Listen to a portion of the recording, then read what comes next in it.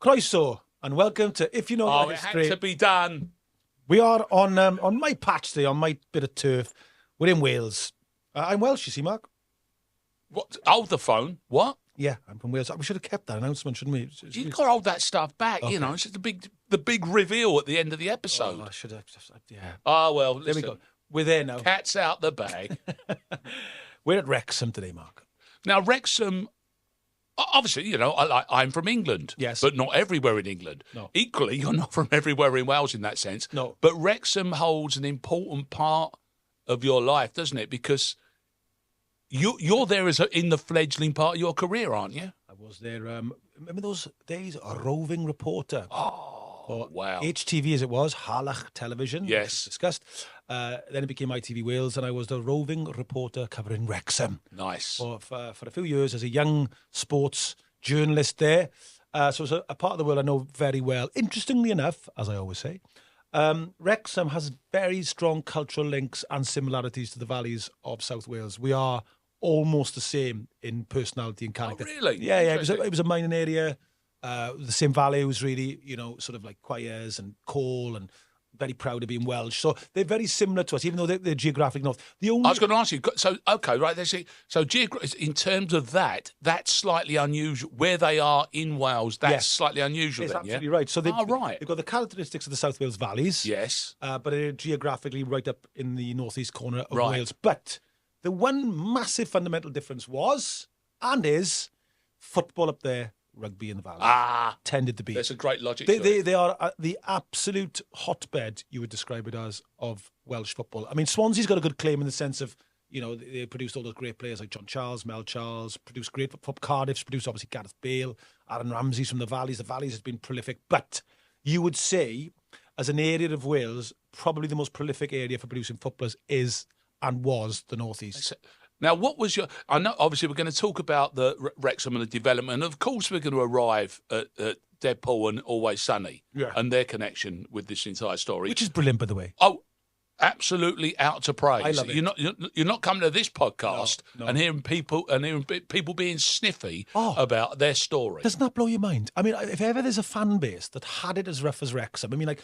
Quite. The worst kind of owners, Mark, as you know, trying to sell the ground for housing, stuck in a never-ending cycle of being just outside the Football League, a proud town, and then they get this glorious bit of karma where these two blokes come in who have done a fantastic job. Yeah. I mean, sailing past other sort of teams that have been bought by so-called football people, Salford, and, just sail past them, and people being snippy about them, and fans now call them Hollywood FC. Forget that. No. If ever a club's fan base deserves it, it's Wrexham. And to maintain that spirit is incredible indeed, to enhance it as well. What was the Wrexham that you arrived at, though, when you were the cub reporter? So they were the team in Wales that had been considered the most successful of the three at that point. Swansea City and Cardiff City certainly were languishing much more in what you would call the old fourth and third divisions, bumping around in the 80s. Wrexham had always sort of been slightly above them, I'd argue. Yeah.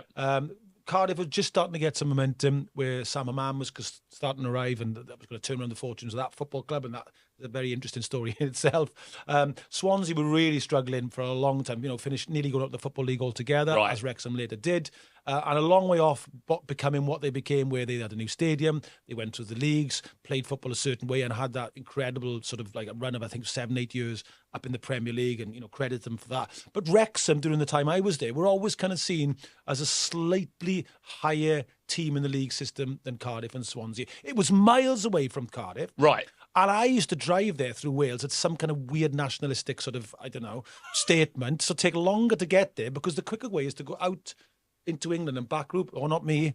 I would drive the A. Oh, you stuck on the B91743? The A470, on the A483. I knew those roads like the back of my hand. I bet you would did. have found me one day dribbling near Booth Wells one day, I would imagine, in a lay-by, driving back with the tape stuck under my arm from the racecourse, where I would bring it back to Cardiff so we could play it in the system, and I'd done the local interviews. There must have been a great pub about halfway. Was there a good There wasn't. I had to get back because of time. And no, you're under that. Together.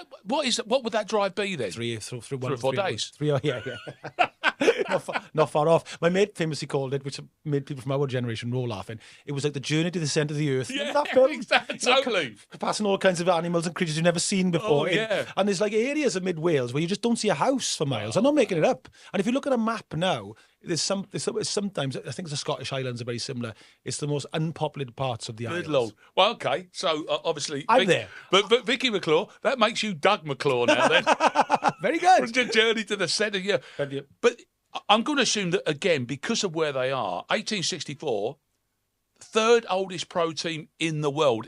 So it's I'm going to suggest that geography is not a coincidence. Therefore, because are they kind of looking to their left and looking at Northern English football teams as their affiliation, rather than down into the valleys where they're playing rugby? Yeah, I think so. I think there's a strong sort of umbilical attachment to the northwest, industrialisation. Obviously, their coal would have been used in those areas. So I mean, I think. The thing with Wrexham is it's always had a very distinctively strong Welsh personality. And this goes way back, I mean, it became a city in 2022 quite late, but it's always been the biggest town in North Wales. I always felt, I told you this, it was a low-hanging fruit for new buyers. In fact, I used to sort of encourage people because huge catchment area. Yeah. North Wales, I think it's like a million people. Famous history. Sort of a wonderfully loyal fan base. And like, I love this, there was the Battle of Chester there in 1615, which was the start of a long struggle between Chester and Wrexham, right? Which became a nationalistic struggle. So whereas Cardiff and Swansea became rivals in a Welsh sense, but two Welsh cities, Wrexham's great rivals, Chester, has got that national spice as well. So they're great rivals. It's like on a good day they can see each other from the battlements. They're so almost close, and Chester's got that famous thing. You could kill a Welshman with a bow and arrow on a Sunday market time. So there's all that kind of stuff that those border towns didn't insist you did that, did they? They said it was an option. Yeah. Well, we were always like a bit of a pain. I think we was always going over Offa's Dyke. Well, what's the famous poem? Taffy's a Welshman, Taffy's a thief. Taffy came to our house and stole all our beef. So there was cattle, sort of, right. What do they call it? Not ranching, cattle, rustling. Cattle. A lot of that going on. But Wrexham, like, backed over Englandur, so like parts of Wales backed an uprising. So they've always had this like sort of fiercely Welsh feel to them. Playing red eventually. Right. We'll talk about that. As a football club, Wrexham have played in blue, white, green, blue and yellow stripes, and finally ended up with red. Make your mind up. Obviously, but that's red's right, isn't it? Oh, I mean, not least of which is you've got white, red, and blues. As the spine of your three biggest football teams right up the country. It makes sense, doesn't it? They're football colours. Well, even their badge, the original badge is called the Maelor badges, which is like the area. That's what that area of North East Wales was called, and it was always that. But then they famously got this. I think in the 70s, this badge which had sort of like the Welsh feathers on it and the daffodils and their mascots, the dragon. Even into this day, like their announcements can be in Welsh, and they are, for me, they are a very, very Welsh football club, Wrexham. And especially because they're right at the beating heart of the founding of Welsh football as well. Yeah, they're directly connected by it. I am very excited about the fact that they played their first game at what was Denbighshire Cricket Ground. Would that be close enough? Yeah. Also known as the racecourse. They were founded in the Turf Hotel, and they played the race. Was there horse racing anywhere in this conversation? Because they're both very horse racing terms, aren't they? Yeah, I know. I couldn't find that either. No, it's not there, is it? I don't know whether it was a kind of a nickname for it or whatever. It's the oldest international ground in the world. Oh, great. Still is, obviously. So, it's still internationals played there. The Welsh FA are trying to get more games up there. There was a period where, for about 10, 15 years when they were in non-league, it was very difficult to hold games there, but they've started putting internationals on there again. Back when I was a kid, I mean, it was the sort of the fortress of Welsh football. I mean, we played Spain there and teams and beat them. In fact, the Welsh team used to say, we prefer playing the racecourse than anywhere else. Yes. It's a bit like what the Cardiff City Stadium, the CCS, has become now for the Welsh team. It was their home, really. So there was always that feeling that, you were back there. They got a park there called Collier's Park, which is the sister of the Dragon Park, which is in Wales, which is a bit like our version of St George's Park. Okay. But they've got one in North Wales because they're very aware that, Harry Wilson's a Wrexham boy, right? Danny Ward. A lot of our team would come from that area, and this goes way back to the times of Gary Speed and Neville Southall, Kevin Ratcliffe, Ian Rushmark. They're all from that. I mean, obviously is a Wrexham boy. So this area is a bit like the mines produce coal, produce footballers. And you mentioned the mines as well. In terms of understanding its own roots in industry, it's a brilliant place to visit as well, isn't it? Because I mean, if you go to the city now, there's no doubt that what's happened with the documentary has changed Wrexham. There's a funny stat I read the other day, Mark, which made me roll laughing. The two most known football teams in America, British football teams, I think maybe European football teams, were Wrexham were number 2. Number two? And number 1 are... United, Man United? Richmond FC, which is... the one that doesn't exist? Yeah. So, Oh, wow. What's the name of the series? The one that Ted Lasso. There we are, Ted Lasso. See these? Yeah. I bought these in a shop opposite Ted Lasso's flat in Richmond. There you go. Which is to be fair, I didn't laugh at a single thing in it. But I can confirm that there's a lot of actual Richmond in the series. So just to point out to you listeners, I'm now looking at Mark's... Yes, please, yes. I'll point at them, John, because you may not have noticed them. Yes. They're orange. Thank you. They've got a shell toe. And what make are they? They're the US Rubber Company. Ooh. And it's basically a very old-fashioned canvas shoe, which was dead stock in the little shop opposite what is Ted Lasso's flat, which is down the little alley that leads onto Richmond Green, not in real life. Yes. Although there is a team called Hampton and Richmond. Right. Who play obviously more just up the road in Hampton itself. Well, Richmond's more of a rugby area, isn't it? Famous rugby club. And indeed, that's where you're 2 miles from Twickenham Stadium. It's a walk up 316. They love all that London stuff. Welsh were there, Old Deer Park, it's all that. But, Wrexham is a mining area. There's 10,000 miners employed there at its height. It's a big coal field. They have this dreadful disaster at the Gresford Colliery where 266 miners died. Wow. A lot of them were Wrexham fans, so it's a very poignant part of their history. And everybody notices this. At the start of the Welcome to Wrexham documentary, a song plays, which is beautifully poignant, and it shows clips from Wrexham's industrial and historical past. And the song is sung by a band called the Deccan Swans. Oh, okay. And the lead singer's name is Michael Hett. And I met him and his father, Keith, when I was doing a documentary about the miners' strike. And they run a wonderful place, which is a lot of money comes from Wrexham Football Club and Ryan and Rob, and it's called the Miners' Rescue. And it's a building which was the original Miners' Rescue. So basically, if there was a problem in the pit, these men were employed to go down there. What a job this was, and sort it out. All right, I know. You think being a miner's bad? I know. Be the guy who's trying to save the miners. Go down there while it's all collapsed and all these poisonous gases. So anyway, this place, Mark, now is wonderful. It looks after sort of the most people who are struggling mentally. There's classes for people who are sort of special needs. Yes, it's such a wonderful. And these boys like Michael, who are ex-miners, are right in the middle of it, doing it. And Michael's a really interesting character because the song Declan Swan has done so well, and he beat cancer himself. But I want to give him a massive shout out because there's a photograph that hangs in my study that I was given, and he's a young miner from Bersham Colliery, which was the Wrexham Colliery. And he's at Point of Ayr, which is further up in North Wales, and he's on the picket line. And in the photograph, he's a young miner, and he's got a duffel coat and an aquascutum scarf on. Because he's cool. He goes to football. He's had a bit of a day out. Yeah. He's going to wear what he wears on a Saturday afternoon. I love it. Because you realise those young miners, they were just ordinary lads. It was a profession where you went to the football. And it's a beautifully reflective moment of where Wrexham are in their history. And I can eulogise about Wrexham, and we could talk about the history of the club, but there's something innately rooted in their community that Ryan and Rob have understood. Yeah. And you're right, this is what has made them successful, in my opinion. And the fact is, I don't know, probably very little in this kind of detail would they have known when they took it on. They know that they're visiting an old town, and they know that they're revitalising its football club. But also, very simply, first of all, by the way, lager. I'm for the purposes of people who aren't looking, I am saluting. Thank you very much for introducing basically lager beer outside of, because it was a couple of Germans, wasn't it? In the UK in 1882, Wrexham Lager was the first ever lager in Britain, and there's a famous song they sing in the south of Wales, which was sort of grew up around the miners' strike, which was I'll be there with my little pick and shovel, I'll be there.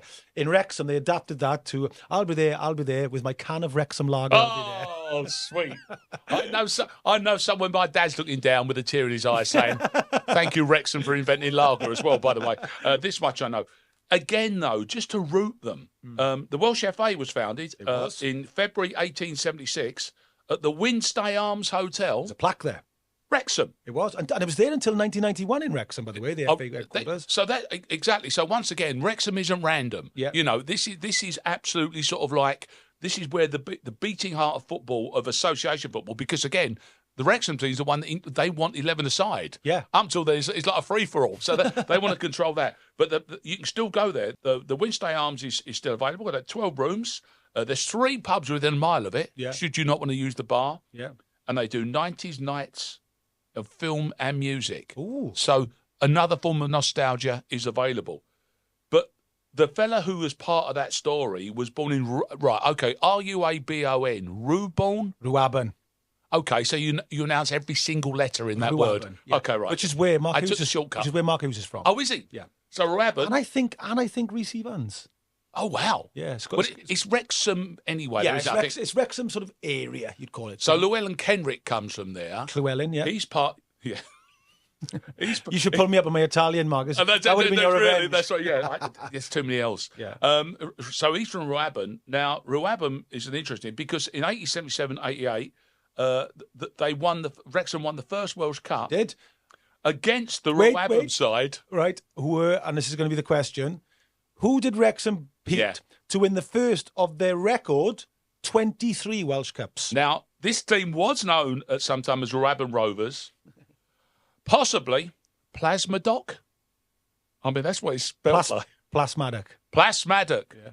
A Plasmadoc is a place where you deliver. Do you know what we started this thing by going on Welsh? It's a good job on Welsh, you know, with all these pronunciations. Which apparently you are. You would have offended. In fact, you offered somebody to duel at dawn with pistols, by the way you just said. I did really. There's somebody on X now going, you said what to me? Will I leave this podcast alive?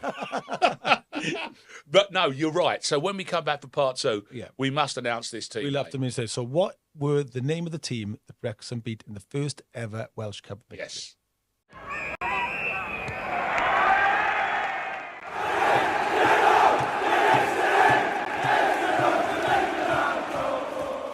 Hello and welcome to the second half of If You Know Your History. My name is Jonny Owen. I'm with Mark Webster and we are talking about Wrexham, as they say. And we asked a question just before we left, and it was, who did Wrexham beat to win their first ever Welsh Cup? And Mark, the answer, which made me roll laughing when I spoke to Mark about yes, this. well, they're a team from Ruaben, which is in the general vicinity of Wrexham. Good pronunciation, by the way. Well, I was practising in the break. There you go.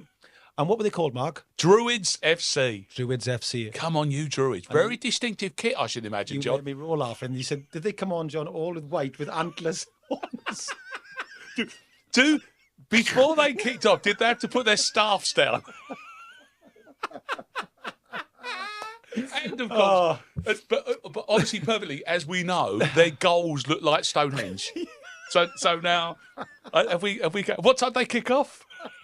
When the first shaft of light comes through the side of the stands. Anyway, did we? Have we fully druided that? I think we might have. That was very funny. Anyway, they beat the Druids and they won the Welsh Cup. This is quite funny. There was no cup to give them because the FAW didn't have the money to make it at the time. And then Wrexham have a bit of a sulk, which I thought was brilliant, actually. Wow. They go to another ground, actually, between 1881 and 83 because the rent goes up to £10 at the racecourse. Cheeky. And they're not having that at all. They call themselves Wrexham Athletic. But then they go back to the racecourse and they drop that. They say, okay, we're fine with that. But in 1883, they go into the English FA Cup and they lose 4-3 to Oswestry, which is a town not far from Wrexham, which is right on the English border. Oh, okay, yeah. Which is seen as a kind of like half and half Welsh-English town. And hushed tones, John, you said that in. So that was obviously quite a rivalry because a riot happened when Wrexham lose 4-3, and they're expelled, Mark, from the FA Cup for the next few years. Because of that incident? Because of that incident. Wow. But they reform in 1884 as Wrexham Olympic.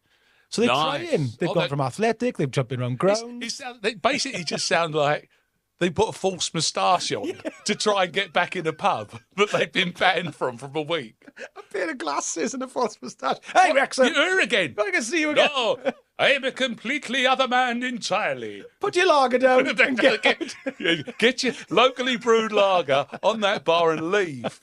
And your moustache is falling off as well, by the way. Anyway, they finally sort of come as Wrexham AFC.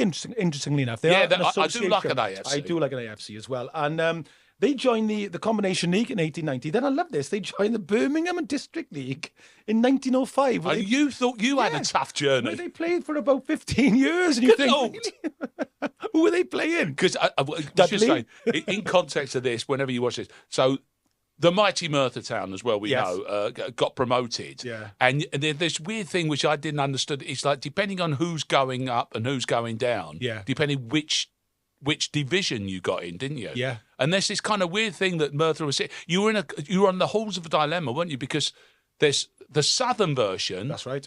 Is really easy home games, yes, or vice, and the northern version isn't, but they're bigger teams, so I'll have bigger crowds. That's right. So where did Merthyr end up in the end? In the north, which is a wonderful thing to say on this podcast, and the day they played Chester. Yeah, Wrexham are playing on the Friday night and Merthyr playing on the Saturday in Chester. Big weekend. I imagine a lot of Wrexham fans will be going along in October to watch Merthyr play in Chester. I can only begin to imagine. I believe it's October the 3rd. I'm just putting that out there to all the Wrexham that's right. fans. So they finally get to the Football League in 1921. They're founding member, Mark, of the 3rd Division North, talking about North and South, of the Football League. And they're in the 3rd Division North from 1926 to 1939. A bit like a Brighton, you know those teams that just like stay because you're all right, lads. Yeah. Oh, listen, and probably working well from at that time. Absolutely. In 1940, they just for the war, or the year after the outbreak of war, they finally decide on red and white. Yeah. So they're fine. They're red now, so it's becoming more Wrexham. And during the war, Mark, Stan Matthews played there. Really? Yeah, who we will be doing a podcast about. Well, we're definitely doing it with Stan down the line. Their record crowd is against Manchester United's Busby Babes in 1957. They have 34,445 there. Decent. They lost 5-0, but apparently both teams were cheered to the rafters after the game. We need more of that, I think. Exactly. Well, I'm not going to say that because it's somewhat patronising that they were grateful they were there. But of course, it's going to be such a genuine football moment, isn't it, with these two teams? Absolutely. With that age. Then through the 60s, Mark, there's a kind of a thing where they go, like they're relegated in 1960 to the newly created 4th Division. And then they're promoted in 62. Then they're relegated in 64. And in 66, which was an interesting year for English football, I believe, they've been off for Wrexham. They finished 92nd.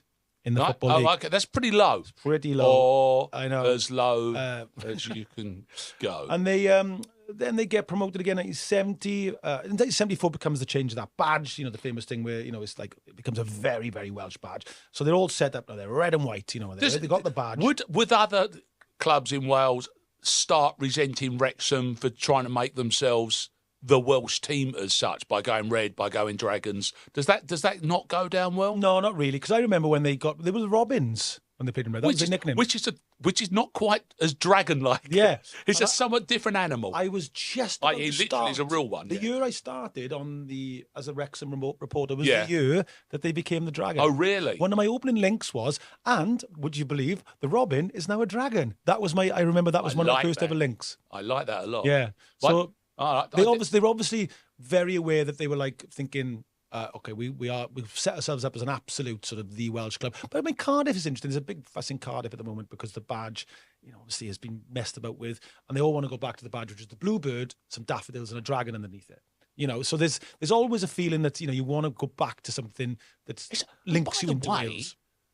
Genteel and poetic. The Robins versus the Bluebirds. I know. Sounds like a lovely day out. Oh, yeah, exactly. It's all birds. Oh, take a picnic. Yeah. You know, set up on the bird. Bill Oddie'd be all over that, wouldn't he? Bill would be in the stands watching the three teams. Oh, exactly. That's right. Oh, look. And we'll go over to our local Twitcher now, Jonny Owen. Yeah. It's a lovely day out there, guys. Yeah, very sweet. But there's a big moment in Wrexham's history, really, which every Wrexham fan would know, is a great manager comes, a man from the northeast, from County Durham. John Neal arrives. See, yeah, I love this, Matt, because basically, John, uncompromising as a fullback. Yes. It was given to say, and he is transformative, isn't he? Was there any clue as to the fact that he was going to be able to do that? Well, they're a yo-yo team from 60 to sort of, he arrives in 68. You know, they're bouncing around between the 4th and the 3rd division, so they're kind of like that team that sort of like doesn't quite know where it is in those leagues. He arrives, like you said, he plays 100 games from Southend, which I know you'd really like. Yes. Mark does love Southend. But he becomes a manager. And again, he has a kind of like an effect there. He's obviously very popular. He gets them promoted in 1970. They get good support, Wrexham. He's obviously tapping into the local area. The second in Division 4 in 1970. But they also got this thing in Wales which is quite interesting, which I remember as a kid growing up, and Merthyr had this on Cardiff. You could play in the Welsh Cup in them days, and you could qualify for Europe. So you'd have this mad thing where, like in England it would be like Chelsea in Europe this year, or Leeds or whatever, Liverpool.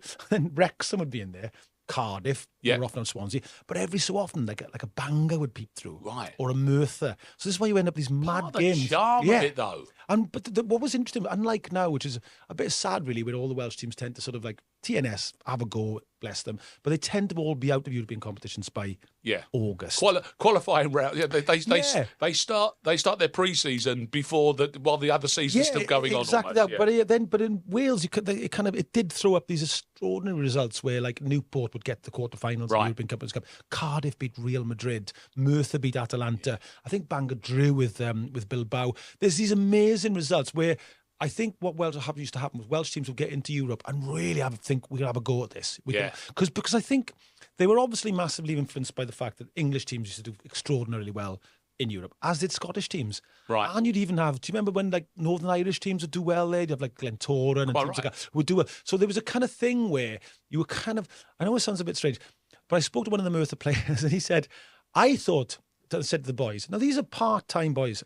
When Atalanta come, they won't fancy coming to Merthyr. No. Now, in what world would you think, a crack Serie A Italian team wouldn't fancy coming to Merthyr? I would, but keep that thought in your head for as long as you can last it. So there was this, they kind of like, they could almost smell the fact that like these players will be warming up, looking around thinking, where am I here? Listen, you know third round FA Cup time, isn't it? This is that world. This is that world we've entered there, which we need to cherish and make sure never gets taken away. Well, they get in 72, they get the second round of the European Cup Winners' Cup, and they lose on away goals to Havac Split, who were a good team. 74 mark, they make the quarterfinals of the FA Cup. They lose to Burnley, who famously lose to Newcastle, who then get to the 74 final. They take 20,000 fans to Burnley. And in 1976, they get the quarterfinals again in the European Cups, and they lose 2-1 by the odd goal to the eventual winners, Anderlecht. Well, So this is a team that really are doing well. 77, they almost won it by default, really, didn't they? Yeah. That's just again like the winner. Yeah, exactly. So you have that thing. I suppose, when Merthyr beat Atalanta, because Atalanta lost, I think, in the semis or the final. I was gutted because I wanted to beat the eventual winner, which is what you do. But that whole period under John Neal is brilliant because two of the most famous players come through. Well, I was going to say there's two names emerge of men that obviously exceed the confines of Wrexham, don't they? Absolutely. And, it's worth spending a little 5 minutes talking about them. John Neal, bless him as a manager, he's taken by Middlesbrough. He's obviously been seen by other clubs and skunked it off. And he later goes to Chelsea and becomes a very popular manager at Chelsea. He takes them up, doesn't he? And he takes these two players to Chelsea, the two players I'm going to mention now, which tells you everything about what he'd seen at Wrexham and what he'd seen of these two boys.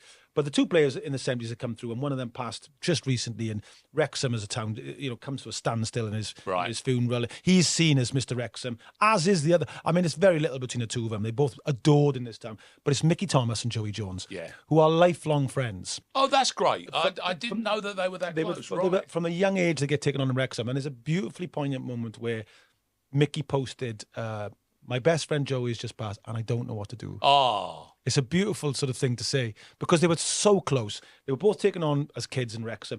There's hilarious stories about them. Apparently, I can imagine what a handful them two were. Because what I love about them is two very different characters, one might argue. One's this kind of little firebrand, dinky midfielder with sort of flowing black locks, and whereas Joey is much more in the mould of his manager, John Neal. He's an uncompromising fullback again. Yeah. Well, he had tattoos in the time when tattoos made it hard. Not a hipster. Do you know what I mean? If you had That's tattoos, very true. He actually get the very short sleeve shirt, and then there was suddenly a surprise to see him. They were a warning, weren't they? Like, stay away from me. I've got a bit about me. But Mickey Thomas, he plays for Wrexham between 1972 and 78, and he goes back between 91 and 93, 230 games, 33 goals. He's from Mochtre, which is in Conway. He's taken on 15 with Joey Jones, the same year they kept taking on. And they win the third division title in 77, 78. Joey's gone by then. He's gone across to Liverpool a bit earlier. But there's a wonderful story about they were constantly getting scouted because as they both came through, I mean, they came through as kids and people could see that they were both fantastic players. And these scouts come from, like, I think a few London clubs, and they come in their best cars and then they camel hair coats and all the rest of it. And they've come to watch some training, apparently. They come to Wrexham ground. And nobody can find out where where Joey and Mickey are. And where they are is they're having a competition of who can find the highest rung, climb the highest rung on a floodlight. and the both of the two players who are the players everybody wants. Excuse me, health and safety gone mad. And apparently, like, because Joey's taller, he's higher up. That's cheat. So apparently, Little Mickey. I've been very lucky that I've met them both and spent time with them, and they are exactly as you'd imagine. You know what I mean? Joey, God rest his soul, was brilliant. Like, just a lovely, funny man, constantly laugh. And Mickey, the same, impish. Yeah. They are as you imagine, Mark. Do you know what I mean? And both wonderful footballers, brilliant for Wales as a pair of us. But the big thing about Joey was that people forget. He was amazing for Wrexham, but he gets signed by Liverpool. He famously becomes the first Welshman to win a European Cup. Yep. Liverpool beat Borussia Mönchengladbach in Roma. Wow, that's it. Wow. First ever one. Just before Ian Rush, Yep. obviously famously. Ryan Giggs later Did all right. wins a lot. Gareth Bale wins 5, I think. Yes. So but he was the first Joey Jones. A Llandudno boy, Llandudno, as they say up there. Joins Wrexham in 1971. Famously has the liver bird on his forearm. He's a Liverpool fan as a kid. And he's wearing a red kit when he's playing for Wrexham. He's at home from home, Mate, isn't it? The man was wonderful in red, but also, as a Chelsea fan pointed out to me, he was pretty good in blue. Pretty good. And I was going to say, a really genuinely good high-level career in English football. Yeah. Let's not pretend otherwise. But was Wrexham always kind of like in the heart? Because he kind of went back there, didn't he, later? I couldn't agree more. I went to see him play for Wrexham a few times when he went back there, and he did this wonderful fist pump thing to the Cop in Wrexham, which has been rebuilt and renovated, which is brilliant news for the club. But I've never seen a player with a connection like fans like that before. That's amazing. Before or since. And Chelsea fans, interestingly, say the same thing. But Joey would literally just spend the whole pre-match just turning to the fans. And Liverpool fans, when he passed, said the same. And he's voted to this day in the top 100 players in Liverpool that have ever played them because of the connect. And he was only there 2 or 3 years. But he's unreconstructed lad who loves playing football on the pitch and rides the emotion of it, and that's what you got all the time. But you know what was wonderful, and you know, I know we're going to speak a little bit more about those the 2 American boys who've come in. Rob and Ryan have done an amazing job with this. I'm so pleased that Joey was alive to see it, and he that's was able a to see lovely it, point, because this last few years he's seen the transformation of this club. That, you know, people called him Mr. Wrexham. He did every job there. He was a caretaker manager for a while, looked after coaching, you know, his academy, played for them, you know, local boy. I'm so glad he's here. And the same with Mickey. And what's been brilliant, Mark, is that the club have looked after them both as well. Exactly. So they're in the fold, not forgotten. And again, we kind of started there, but we're definitely going to finish there for good reason. First of all, you know, because they've done the city so proud and the club so proud. 3 back-to-back promotions, man. Exactly. I mean, amazing. A rare treat. Yeah. But not by turning them into a circus. Nope. The choice of manager, the changing of players has been very smart, very astute. Yeah. Of course, one has to remember that they've both got strong Welsh connections. Number one, Ryan Reynolds played that. I don't know how you pronounce that character. Deadpool. How do you say in Welsh? I don't know. It's Deadpool. Sorry, no, that's his name. Yeah. Deadpool. Deadpool. Yeah. But Rob McElhenney, obviously Irish descent. Yes. But very much a Philadelphia boy, hence the comedy that he makes. I think it might be The Simpsons, but possibly the longest running American sitcom ever that isn't The Simpsons. Yeah. It's in that territory. The city he comes from, city of brother love, Philadelphia, absolutely awash with Welsh heritage. It is. Surrounded by Welsh town names. Brace yourself, Go John. Go on, son. Balachinquid. Bala, in other words, Cynyd. Show it to me. Pass it over. Oh, that's my handwriting, sorry. There we go. Okay. Balakinwith. Kinwith. Yeah. With. Narbeth. Gwynedd. I'm so close every time. No chance here. Tredyffrin. Tredyffrin. Treddyffrin. Give me a... It's the last one on that list, John. Okay. Tredyffrin. That's better. It's all right. He just sounds like some Cockney bloke I used to know from down the Old Kent Road. Could have been on the Palladium. That's right. Singing, dancing and jokes. Little straw hat. Thank you very much, ladies and gentlemen. My name was Teddy Finn. Bryn Mawr. I want to take it home in and there's a very famous, I think it's a college there, isn't it, Bryn Mawr? It's very big. Female college, I believe. And also, I think well known in the local area because of for various different sports. because I'd just like to highlight one guy there, which is because, not least which, his name is Emlyn. Oh, okay. His name's Emlyn Tunnell, but Emlyn is spelled Emlen. But his claim to fame, he was the first black American to be inducted into the NFL Pro Hall of Fame. Oh, good lad. Born in 1924, as I mentioned, he was a college player, got injured playing college ball. So when it come to the war, they wouldn't enlist him into the army. So he joined the Coast Guard in World War II. His boat was torpedoed by the Japanese, and he dragged 3 men out of the water and picked up a medal, and then rejoined the Coast Guard after the war as well and did the same thing in saving somebody's life. And there is a US Coast Guard boat named after him, and he played for the New York Giants and the Green Bay Packers as well. Absolute hero, and it's Emlyn from Bryn Mawr.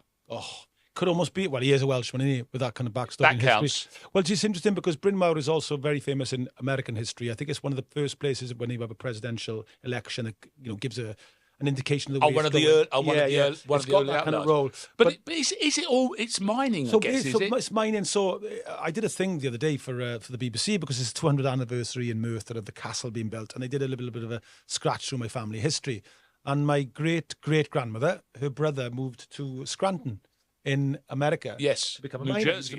Yeah. And he, I've been a smile actually because we were a bit like we go all the way across the ocean, 3,000 miles, to get the wide open plains of America. What are you going to do, son? I'm going to be a miner like I was in Wales. Like, okay, not a minute's worth of daylight. Did exactly. He see? No. So there's a strong tradition of Welsh people going across to that part of the world, that part of Pennsylvania, Pittsburgh especially, ironworks, steelworks, taking their skill with them. But the lovely part of the story, which rounds it back beautifully to Wrexham, Mark, which we're going to end this wonderful episode. Yes. Was, my daughter genetically matched the way the reason we found my great uncle who went family again because they genetically matched my daughter to her cousin who's also called Katie and roughly the same age. Wow. And they were called the Bynans, and she was Katie Bynan, and she knew about her Welsh heritage because it had been passed down the generations.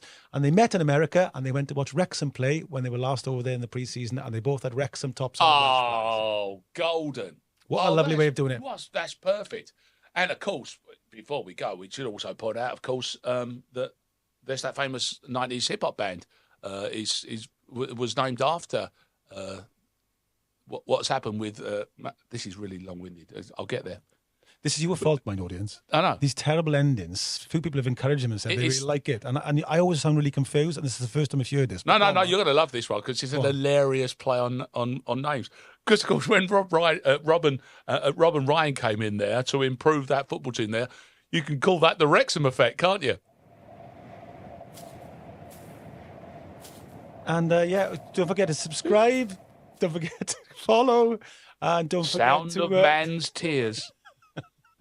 If you know your history with Jonny Owen and Mark Webster, get out. Go on.